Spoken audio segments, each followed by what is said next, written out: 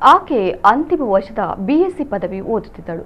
3 ತಿಂಗಳ ಹಿಂದಷ್ಟೇ ಕಾನ್ಸ್ಟೇಬಲ್ ಜೊತೆ ಎಂಗೇಜ್ಮೆಂಟ್ ಆಗಿತ್ತು. ಆದರೆ ಅದೇನಾಯ್ತೋ ಗೊತ್ತಿಲ್ಲ, ತಾನಿದ್ದ ಹಾಸ್ಟೆಲ್ನಲ್ಲಿ ನೇಣಿಗೆ ಶರಣಾಗಿದ್ದಾಳೆ. ಅದು ಆಕೆಯ ಜನ್ಮದಿನದಂದೇ. ಈ ಘಟನೆ ನಡೆದಿರೋದು ಬೆಳಗಾವಿಯಲ್ಲಿ. 21 ವರ್ಷದ ಕಾವೇರಿ ಉಮೇಶ್ ನಾಯಕ ಆತ್ಮಹತ್ಯೆ ಮಾಡಿಕೊಂಡ ವಿದ್ಯಾರ್ಥಿನಿ. ಕಾವೇರಿ ಪರಿಶಿಷ್ಟ ವರ್ಗಗಳ ಕಲ್ಯಾಣ ಇಲಾಖೆಯ ಮೆಟ್ರಿಕ್ ನಂತರದ ಬಾಲಕಿಯರ ವಸತಿ ನಿಲಯದಲ್ಲಿದ್ದುಕೊಂಡು ವ್ಯಾಸಂಗ ಮಾಡ್ತಾ ಇದ್ಲು. ಇತ್ತೀಚೆಗೆ ಕುಟುಂಬಸ್ಥರು ಪೊಲೀಸ್ ಪೇದೆಯೊಬ್ಬರ ಜೊತೆ ಮದುವೆ ನಿಶ್ಚಯ ಮಾಡಿದ್ದರು ಎಂದು ತಿಳಿದು ಬಂದಿದೆ. ಆದರೆ ಆತ್ಮಹತ್ಯೆ ಯಾಕೆ ಮಾಡಿಕೊಂಡಳೆಂಬುದು ತಿಳಿದು ಬಂದಿಲ್ಲ. ಸದ್ಯ ಪ್ರಕರಣ ದಾಖಲಿಸಿಕೊಂಡ ಪೊಲೀಸರು ತನಿಖೆ ನಡೆಸ್ತಾ ಇದ್ದಾರೆ.